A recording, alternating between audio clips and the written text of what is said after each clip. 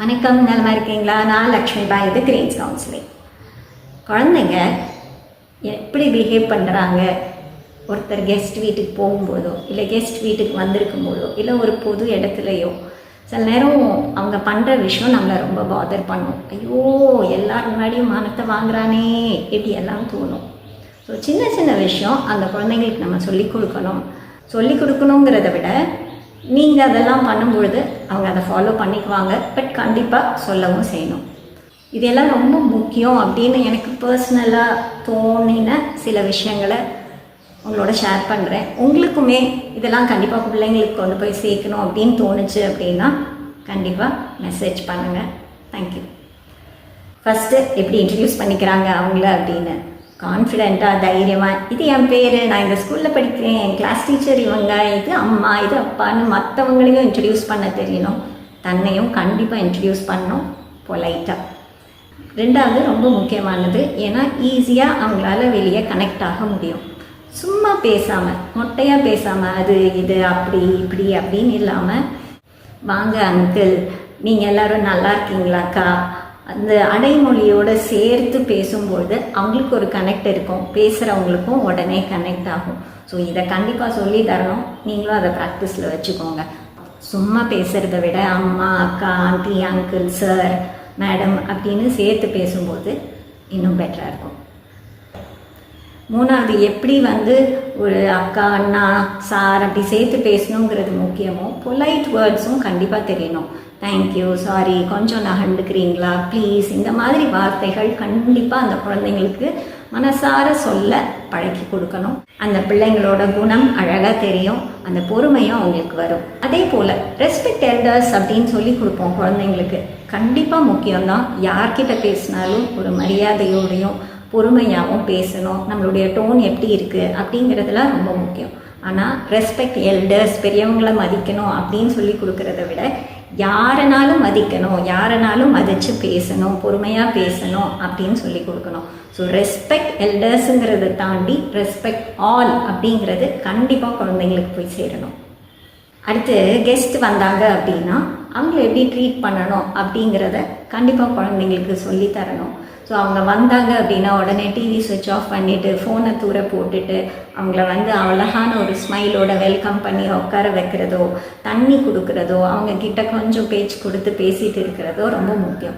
So அது நீங்கள் எப்படி செய்கிறீங்கன்னு அந்த குழந்தைங்க எப்படியும் பார்ப்பாங்க. எந்த கெஸ்ட்டுக்கு எப்படி ரிசீவ் பண்ணுறீங்கிறதுலாம் அவங்க பார்த்துட்ருக்காங்க. ஸோ ஒரு கெஸ்ட் வந்தாங்க அப்படின்னா எப்படி நடந்துக்கணும் அப்படின்னு குழந்தைங்களுக்கு சொல்லித்தரணும். அடுத்து, நம்ம கெஸ்ட் வீட்டுக்கு போனால் எப்படி இருக்கணும் அப்படிங்கிறதையும் ஓரளவு சொல்லி கொடுக்கணும். ஸோ போகிறதுக்கு முன்னாடியே மிரட்டலாக சொல்லாமல் சின்ன விஷயமா அழகாக சொல்லும் பொழுது அது ஒவ்வொரு தரையும் அது போல் நடக்கும்பொழுது அந்த பிள்ளைங்க கேட்ச் பண்ணிக்குவாங்க. ஸோ ஒருத்தங்க வீட்டுக்கு போனால் நம்ம இப்படி தான் இருக்கணும் அப்படின்னு, எனக்கு இது பிடிக்காது அது பிடிக்காதுன்னு சொல்லாமல் ஓரளவு வச்சதை சாப்பிடுறது. ஸோ அவங்கக்கிட்ட நல்லா சில விஷயங்களை பேசிக்கிறது. ஏன்னா பேசுகிறது அப்படிங்கிறதே இப்போ குழந்தைங்களுக்கெலாம் வரமாட்டேங்குது, நம்மளுக்குமே கொஞ்சம் குறைஞ்சி போச்சு. ஸோ ஒருத்தங்க இருந்தாங்க அப்படின்னா ஓரளவு வாயை திறந்து 4 விஷயம் பேசணும், அவங்கள பற்றி சொல்லணும் அப்படிங்கிறதுலாம் ரொம்ப முக்கியம். ஸோ கெஸ்ட் வீட்டுக்கு வந்தாங்கனாலும் சரி, கெஸ்ட் வீட்டுக்கு நம்ம போனாலும் சரி, என்ன பண்ணணும் ஏது பண்ணணும்னு ஓரளவாவது கண்டிப்பாக குழந்தைங்களுக்கு நீங்கள் சொல்லிக் கொடுக்கணும். அடுத்து முக்கியமானது ஃபோன்ஸ். முன்னையே சொன்ன மாதிரி தான். ஸோ ஒருத்தர் வந்திருக்காங்க இல்லை நம்ம எங்கேயோ போயிருக்கோம், ஒருத்தர் நம்மகிட்ட பேசிகிட்டு இருக்காங்க அப்படின்னா ஃபோனை சுவிட்ச் ஆஃப் பண்ணி கீழே வைக்கிறது தான் கரெக்டு.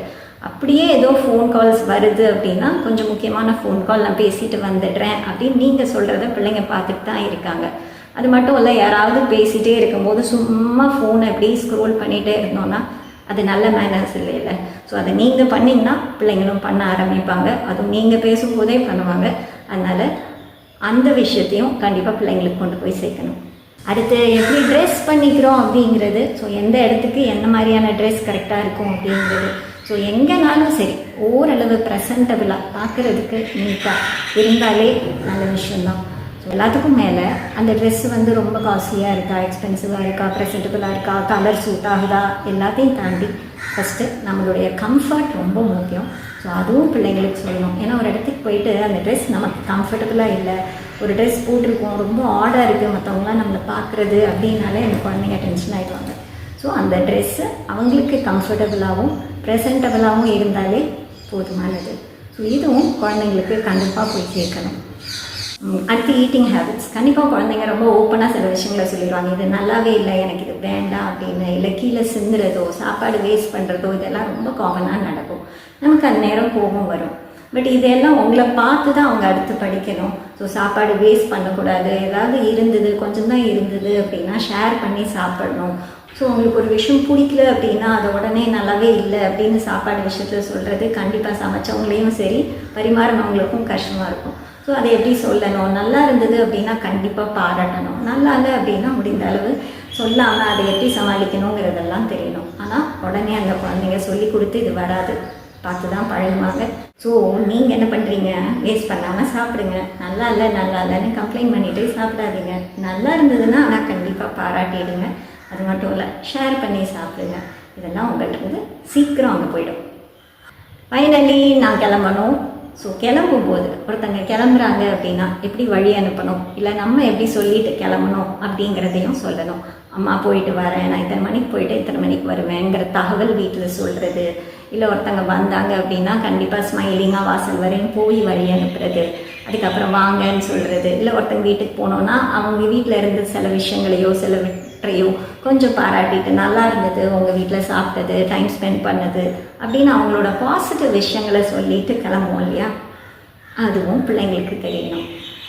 அவ்வளோதான். ஸோ இந்த மாதிரி எந்த இடத்துல எப்படி நடந்துக்கணும் அப்படிங்கிறது தான் எட்டிகெட் அப்படின்னு சொல்லுவாங்க.